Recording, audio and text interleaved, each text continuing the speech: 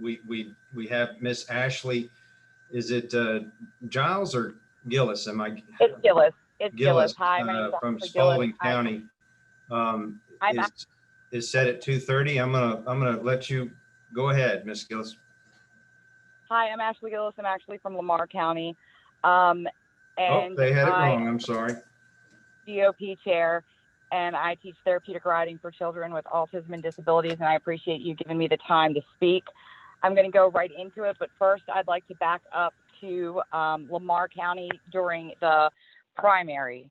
During the primary, a Lamar County Elections Board member reported a technician from Dominion apparently ran about 150 absentee ballots through a tabulation scanner twice after our local tech went home sick. That technician was fired. Friday, this was during the primary, a Dominion executive came in to help start over. He determined that the fired tech had also not cleaned the scanner as he should have after every 500 ballots, which led to overvotes and other problems. We noticed it when some of the popular judges got more votes than we had ballots, and we should have caught this earlier, said an elections board member. This was reported by multiple witnesses to this, as well as our election superintendent in Lamar. So some of these issues were reported to the Secretary of State's office during the primary, and they let Dominion have 100% control over fixing these issues. Now I'm going to fast forward to the election. On November 5th, I was sent to Spalding County as a fully credentialed by the Georgia Republican Party to be an observer of canvassing ballots. It was approximately 6:30 p.m. We were locked out. A lawyer was sent up there to see if we could gain access, and we were denied access. I called the Secretary of State. There was no answer. I had to make a report with the Spalding County Sheriff's Office. The Sheriff's Office said that they had no jurisdiction, but they would let me complete an incident report. This is still an ongoing investigation with the Secretary of State. Upon further research, I discovered that I would have to get a writ of mandamus to be allowed entrance to canvassing of ballots.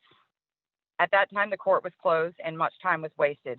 There needs to be an easier remedy to gain access and to be able to carry out our rights as monitors when there's canvassing of ballots or when ballots are being handled during this process. I have it on video. We were definitely locked out. We could not get in.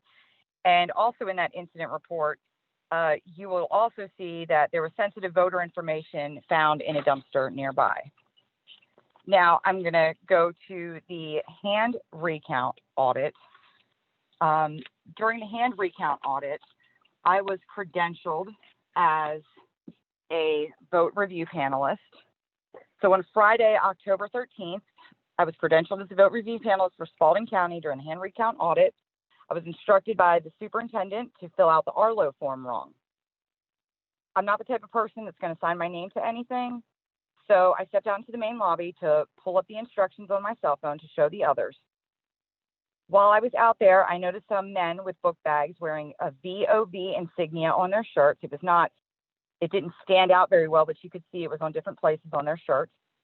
And the emblem was also on their book bags. I asked them where they were from, and they said they were from the Secretary of State's office.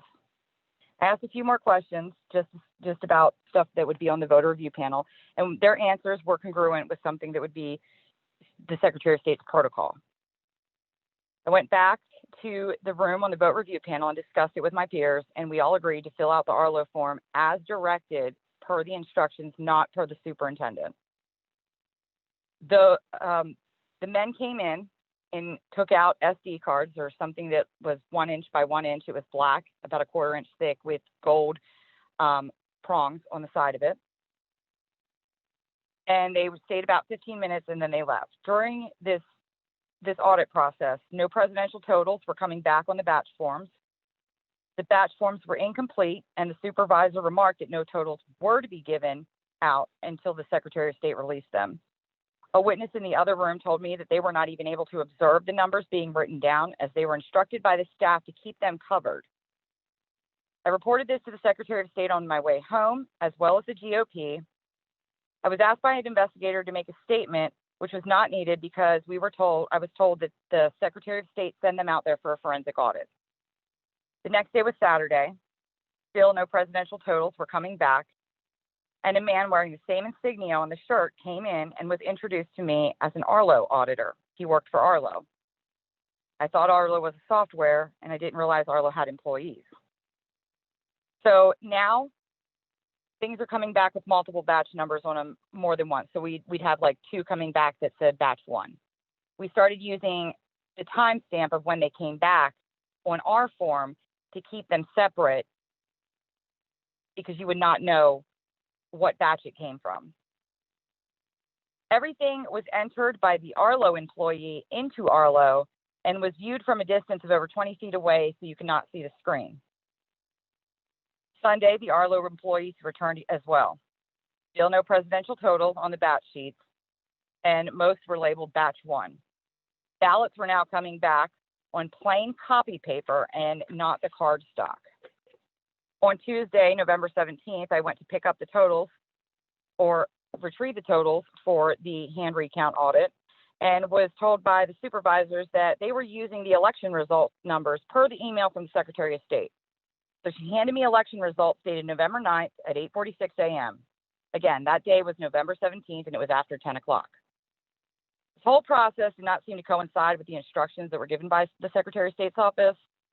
I spoke with the Muskogee County Board of Elections supervisor. Her name is Nancy, and she confirmed that what I witnessed was not congruent to the protocol. And for the hand audit, the county employees were supposed to be entering information into the Arlo software program. This was also confirmed by Pike County and Lamar County Board of Elections officials. Spalding County came out with the exact same numbers during the hand recount audit as they did for the election. There was multiple vote review panels, and even on the Secretary of State's website, it says that, there was going to be human error in this, and their numbers came out perfect. What concerns me also is that ProVNV has vested interest in Dominion products.